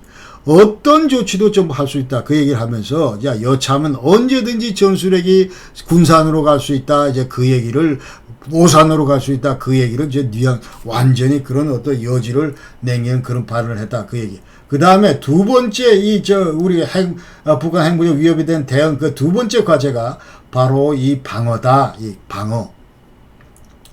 억제가 실패했을 때 나오는 방어다. How to defend. 자, 실패해서 평양에서 만약 서울로 날아올 경우에 이거를 우리가 어떻게 방어할 거냐. How to defend. 자, 여기에 이제 세 가지 삼축 체제 코리아 트라이엇 해서 이 일축 체제가 케일체인이다. 자, 이거는 만약 징조가 보이면 완전히 두드러 패겠다. 이제 그 얘기고, 그 다음에 KMD는 에어 미술 디펜스에서 자, 이 패트리어트나 아니면 이제 사드 같은 그런 미사를 층층이 그 배치를 해서 날라오는 북한의 그 미사를 요격하겠다 그런 거고, 이 KMPR 코리아 Massive Punishment Retaliation에서 대량 보복 조치다. 자, 이거는 뭐냐면 완전히 이제 우리가 뭐 예컨대 한 방 맞았다 하면은 완전히 북한을 이제 섹션별로 나눠서 전부 다 초토화시킨다 하는 그런 개념이에요. 이런 걸 이른바 우리가 이제 코리아 트라이엇 이렇게 얘기를 하는데, 이것도 큰 집은 어디냐면 how to defend, 이 방어다 이런 말이에요. 그리고 또 이제 여기 이제 세 번째 과제가 방호다. 어떻게 우리 대한민국 주민들을 전부 대피소를 만들어서 이제 전부 방어를 할 거냐 이런 계획들이. 자, 그래서 이 세 가지 큰 억제 방어가 어떻게 북한 핵무장 그 위협에 대응하는 그런 우리의 조치인가 그런 얘기인데, 자, 요 세 가지 가운데서 제일 중요한 것이 억제다. 방어하고 방어는 돈이 너무 많이 들어간다. 그 얘기. 그래서 가성비에서 지금 억제 이것이 가장, 이거는 지금 한미 간에 튜닝하면 얼마든지 해결될 수 있다. 또 이 비핵화 문제, 이거는 자, 한미 간에 튜닝하면서 국제사회에 계속 공조하면서 자, 시간을 보면서 북한의 그 목을 계속 조아나가는 게 이게 바로 국제사회 공조, 비핵화다. 그러니까 어떻게 핵무기 폐기시키고 핵물질 폐기시키고 그 다음에 생산실 폐기시키고 이런 거 하루아침에 안 되기 때문에 이거는 좀 긴 호흡으로 가자. 그러나 계속 누가 이기나 해보자 하면서 계속 목을 조아간다 이 말이에요. 자, 이것이 북한 핵 문제의 본질이다. 이런 걸 우리가 지금 알아야 된다. 자, 그러면서 다시 한번 얘기대로 자, 이 ROC US 대단히 중요하다. 지금 미국의 도움이 절실하다. 억제 미국의 도움이 절실하다. 미국의 전술핵을 반드시 들여가기 때문에 억실하다. 그 다음에 이 한국형 삼국체제 이 구축하는 문제에서도 ROC US 그 얼라이언스가 대단히 중요하다. 이렇게 얘기를 할 수가 있는 겁니다. 자, 그 외에도 한미동맹이 중요한 이유는 정전체제가 지금 현재 핵심 축이 미국이기 때문에 그렇습니다. 그래서, 또 유사시에 이제 그 후방기지, 7개 유엔사 후방기지가 있는데, 일본에 있는 거, 자, 이것도 지금 현재, 자, 연합사 작전 지원 뭐 이런 문제 관련해서 중요하고, 그 다음에 정전체제를 평화체제로 바꿀 때도 역시 시그니터리가 미국이기 때문에 중요하다. 그러면서 유엔사 해체 문제나 종전선 이런 거 전부 다 미국 없이는 얘기를 할 수가 없기 때문에 굳건한 한미 동맹 유지는 멀리 통일을 내다보면서도 남북연합 단계를 내다보면서도 대단히 중요하다. 그 말씀을 제가 드리겠습니다. 그 다음에 자, 마지막으로 또 급변사 때 그 대비 그 핵심축도 역시 미국이다. 자, 그 얘기를 할 수 있어요. 작게 502고, 자, 이것도 미국 도움이 필요하고, 그 다음에 북한의 그 핵무기 포함해서 WMD, 이거를 어떻게 사전에 우리가, 자, 이거 통제하고 장악하고 이 처리하는가, 이런 문제에서도 미국과 긴밀한 협력이 필요하기 때문에, 자, 모든 면에서 한미 그 동맹 유지는 대단히 필요하다. 이렇게 얘기를 하고, 윤석열 정부는 지금 이런 점에서 대단히 지금 잘하고 있다. 두 번에 걸쳐서 워싱턴 디클러레이션에서 그랬고, 요번에 한미일 그 정상회담 캠프 데이빗 여기에서도 그렇고, 그러면서 앞으로 이제 우리 이 한미일 이 삼국이 예컨대 이제 이 그야말로 그 폴리티컬 웨스트, 폴리티컬 웨스트, 이 서방 진영의 어떤 이런 큰 그 가치들, 민주주의 그리고 자유, 인권 이런 그 가치들을 지켜내는 유일한 그 핵심 축으로서 지금 현재 인도 태평양 패시픽 이쪽에서 큰 역할을 하는 그런 그 역할들을 주축들 역할들을 우리 삼국이 해야 되겠다. 그런 의미에서 우리 윤석열 대통령이 지금 현재 앞장서고 있기 때문에 대단히 지금 바람직하다. 두 번째는 남북 통일도 중요하지만 지금 현재 가장 시급한 거는, 시급한 것 중에 하나는 우리 한국 사회가 지금 완전히 사회적인 이 양극화가 너무 뿌리가 깊다. 그 얘기. 그러니까 남남 갈등의 뿌리가 너무 깊기 때문에 이거를 그야말로 정말, 다 우리가 머리 맞대고, 토요하면서, 이거를 해결을 해야 되겠다. 이제 그 얘기다. 그 말입니다. 그래서 이 좌익과 우익의 이 개념이 해방 공간부터 전부 있어 왔는데, 자, 그러나 이것이 지금 현재 이제 산업화하는 과정에서 자, 이 뭐 완전히 근대화하는 과정에서 여러 가지 그 팩터들과 전부 뒤엉켜서 복잡하게 자, 이 문제가 변질이 됐다. 옛날에는 저놈이 빨갱이냐 아니냐, 자, 그거 이제 전부 이제 이중잣대였는데 이것들이 전부 다 이제 완전히 이런 그 요소도, 자, 친일파 일제 청산하는 문제, 군부 또 이제 좀 민주화하는 문제, 무슨 뭐 이 저 한미 동맹 미군 철수 뭐 이런 문제, 이와 같이 전부 다, 그 다음에 또 산업화하는 과정에서 그 기득권 세력하고 또 산업화 피해 세력들 뭐 재벌 문제도 얽혀 있고 이러면서 완전히 이와 같은 가치들이 뒤죽박죽이 돼서 지금 현재 우리 이 한국 사회를 완전히 그 뿌리 깊게 지금 발을 디디고 있다, 그 얘기. 그래서 지금 현재 이런 것들이 완전 남남 갈등 이런 것들이, 그러나 이제 완전히 우리가 얘기할 수 있는 거는 완전히 지금 현재 이 대한민국을 적화 통일시키려고 하는 그런 그 주사파 세력들은 반드시 있고, 자, 이 종북 좌파 세력들이 87년도에 그 당시에 이제 그 완전히 그 자기가 그 사회적인 약자인 것처럼, 그러면서 이제 순수한 진보 세력들, 순수한 그 좌파 세력들 이 안으로 전부 들어가서 위장 침투를 해서, 자, 그러면서 지금 현재는 우리가 누가 누군지 모르는, 자, 그런 상황에서 완전히 촛불 세력 하나, 태극기 세력 또 다른 하나, 그 다음에 자, 종북 진보 좌파 하나, 그 다음에 보수 우파 하나, 이와 같은 완전히 극명한 양극 그 프레임으로 나눠서 지금 대치하고 있다, 그렇게 얘기를 할 수가 있다, 그 말이죠.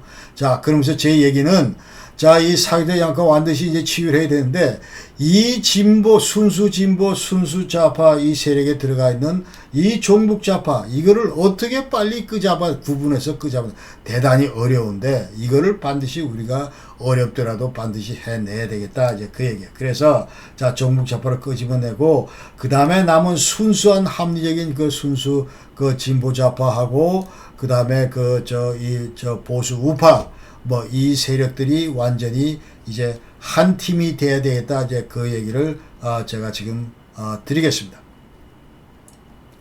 자, 그래서 요번에 이제 그 윤석열 대통령께서도 자, 8.15 그 경축사에서 무슨 얘기를 하냐면 이와 같은 똑같은 말씀을 하시는 거예요. 지금 제가 얘기 드린 똑같은 말씀을 하시는 거예요. 자, 종북 좌파 이건 척결해야 된다. 반국가 세력들 척결해야 된다, 그 얘기를 했죠. 그러니까 공산체제를 맹정하고 그대로 코테이션 하는 겁니다. 조작 선동으로 여론을 왜곡해 우리 사회를 교란하는 반국가 세력들이 지금 활개를 치고 있다, 그 얘기를 하셨고, 그 다음에 반국가 세력들의 준동은 쉽게 사라지지 않을 것이다, 그 얘기를 하셨고, 자, 그러면서 공산 전체주의 세력은 민주주의 운동가 아니면 인권 운동가 아니면 진보주의 운동가, 아까 얘기대로 지금 현재 전부 그 진보 세력들, 좌파 세력들, 자, 여기에 교묘하게 빨간 모자를 쓰고 있으면서, 자, 모자챙을 파란 색깔을 바꿔가면서 위장을 하고 들어가 있다, 그 말이죠. 그러면서 허위 선동하고 야비하고 폐쇄적인 그런 공작을 벌이고 있다. 이거 지금 제 말 하나도 지금 안 바꾸고 코테이션 찍은 겁니다, 이거.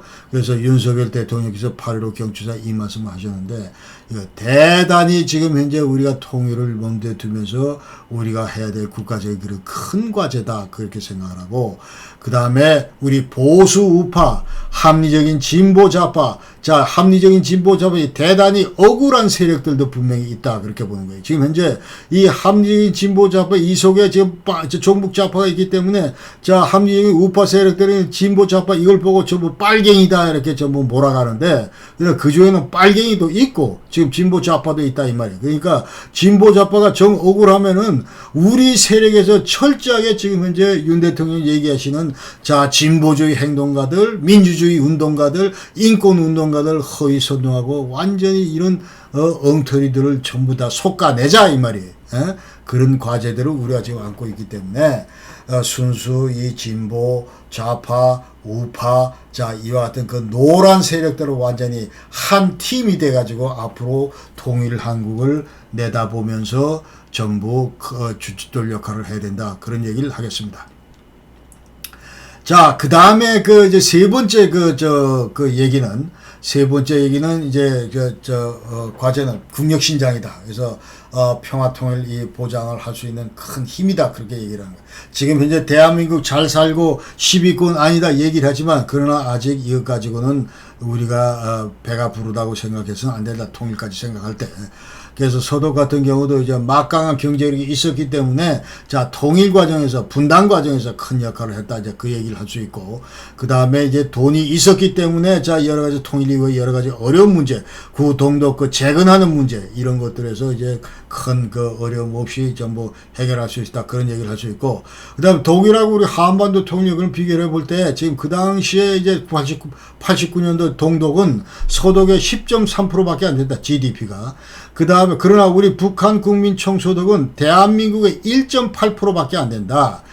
그러면서 서독의 인구는 자 저쪽 6천만 이쪽은 1600만에서 약 한 4분의 1이었는 반면에 자 현재 우리 북한과 대한민국의 그 인구는 자 2분의 1이다. 그러니까 지금 현재 독일 서독 그 당시 서독하고 상황하고 지금 현재의 한국 상황하고 경제력 규모나 이런 걸 볼 때 우리가 좀 처지는데 경제적으로 좀 더 격차가 우리가 좀 못하다 이렇게 얘기를 하고, 그러나 인구는 지금 현재 우리 반이기 때문에 우리 대한민국 두 명이 북한 한 명을 먹여 살려야 되는 게, 훨씬 잘 사는 서독은 4명이 못 사는 동독은 한 명을 먹여 살렸는데, 자 이런 꼴이다 이 말이죠. 그래서 지금 현재 통일 비용 조달을 위해서 국력신장에 매질해야 된다 그 얘기를 하고, 이제 결론적으로 한국은 지금 현재 아까 얘기대로 자 이승만 대통령의 그 어떤 얘기대로 자 그러면서 자유민주주의 통일을 위한 그 삼박자를 이미 다 구비하고 있다.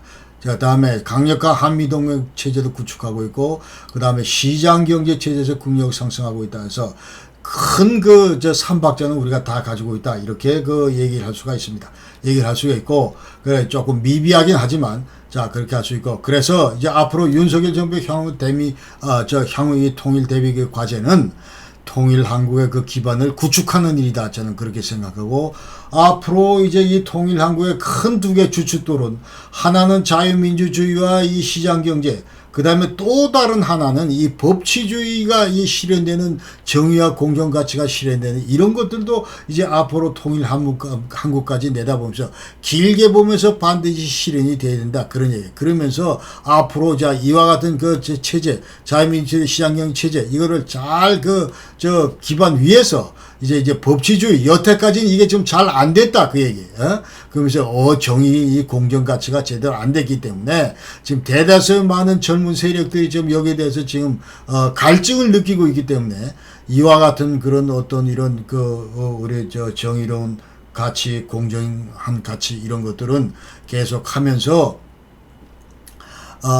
우리가 살려나가야 되겠다. 그러니까 여러 가지 정책 가운데, 자, 우리가 자유민주주의 한다, 시장경제 한다 하면서, 자, 경제 무슨 이 국방, 외교, 안보 이런 데는, 자, 보수, 우파의 진영의 그런 목소리를 100% 반영해야 되지만, 그러나 노동이나 무슨 이런 복지나 이런 분야에서는 젊은 사람들의 어떤 이런 목소리도 우리가 경청할 필요가 있고, 그 다음에 완전히 법치국가 해야 되는데, 이 중에서 또 큰 과제가 하나 바로 이제 4.15 부정선거 이 의혹을 반드시 규명을 해야 된다 그 얘기입니다. 자, 그래서 이 문제 해결 없이 이제 법치 이 실현이 안 된다 그 얘기. 지금 이제 완전히 이 4.15 부정선거 이거를 완전히 이제 검사들에 의해서 완전히 검찰에 의해서 이것이 철저하게 수사가 돼야 된다. 이제 사법부, 그래야 사법부 정의도 이룰 수가 있겠다. 자, 그러면서 여기에 대해서 우리 윤 대통령이 신경을 써 주실 것을 이제 저는 바라고, 그 다음에 이 대북 정책 관련해서는 자 지금 현재 아까 얘기대로 북한이 핵 개발 문제 때문에 또 이 5.24 조치 때문에 더 이상 남북한 간에 어떤 교류 협력을 하고 싶어도 할 수 없는 그런 상황이다. 그렇기 때문에 자 북한 정권 교체를 위해서 이제 유일한 답은 국제사회와 긴밀하게 공조하는 그런 거다 이 말이에요. 그러면서 만약에 이제 김씨 왕조가 끝나고 레짐 체인지가 된 다음에 그때 가서야 이제 비로소 이제 한반도 개선에 어떤 이런 문제 개선에 돌파구 열릴 것이다 그런 얘기를 하고, 그 레짐 체인지가 된 다음에 교류 협력 강화하면서 그 다음에 남북한 간의 교류 협력 경제력 격차 이런 축소를 위해서 우리가 노력하자 그 얘기고. 그런 의미에서 지금 현재 이 브란트, 독일의 그 빌리 브란트 이 오스폴리틱 아까 얘기대로 자, 이러면서 자, 계속 끌어안자는 얘기만 하는데 자, 이거 관련해서 우리의 여태까지 좌파 정부는 허구한 날 독일 사례를 그 들밀 때 전부 그 빌리 브란트 오스폴리틱 못 사는 북한을 끌어안자 그 얘기만 하는데 지금 그것을 추종할 때가 아니다, 지금은. 그러면서 자, 끌어안자 하면서 지금 끌어안을 수 없는 그런 그 상황이다. 환경이다. 그 얘기. 지금 이제 국제사회 그 생션, 아까 얘기대로 유엔의 9개 생션, 그 다음에 EU 생션, 미국 생션, 일본 생션, 우리 대한민국의 오이사 조치, 이런 것 때문에 절대로 지금 현재 끌어안고 싶어도 못 끌어안는 그런 형국이다, 이 말이에요. 그렇기 때문에 지금 현재는 오스폴리틱 더 이상 그 얘기는 이제 하면 안 되고, 독일의 사례를 참고할 때 우리가 지금도 신경 써야 될 때는 아데나우의 폴리틱 대 시대의 힘의 정치, 그 다음 웨스트빈등 폴리틱, 자, 완전히 한미동맹 강화, 뭐 이런 얘기들에 이제 우리가 전부 필히 꽂혀야 된다. 그 얘기를 드리겠습니다. 자, 그래서 오늘 영상은 이것으로 마치고, 자, 어제는 제가 국회에서 발표할 때 뭐 한 25분밖에 안 걸렸는데 오늘은 보니까 이제 1시간 반 가까이 되는데 비교적 그래도 나름대로 뭐 좀 여러분 지루하셨는지 모르겠지만 하여튼 좀 상세하게 나름대로 설명을 드렸다고 생각하고, 자, 다음 영상은 지난번 우크라이나 전쟁 관련해서 지금 러시아 연방이 붕괴됐을 경우에 아까 그 세 개의 이제 먼저 큰 그 주제로 말씀드렸고, 예컨대 자 이제 소련 해체 문제, 그 다음에 이제 러시아 그 연방 이후에 옐진과 그 푸틴이 어떻게 러시아 연방을 그때까지 그 관리해왔던가 이런 문제. 그 다음에 세 번째는 자 이제 연방이 어떤 형태로 어떤 요인에 의해서 붕괴되고 만약 붕괴된다면 어떤 형태로 붕괴될 것인가 하면서 지금 현재 그 22개의 그 비러시아 연방국 이들이 이제 가장 그 해체될 먼저 해체될 그 가능성이 높다, 이제 그런 말씀을 제가 세 번째 그 시리즈 영상에서 말씀드렸고, 이제 다음번에는 제가 말씀드린 건 이제 국제 질서가 러시아 연방 이후에 국제 질서가 어떻게 재편될 건가, 자, 이 얘기를 조만간 여러분에게 이제 말씀드리도록 하겠습니다. 여러분 감사합니다. 안녕히 계십시오.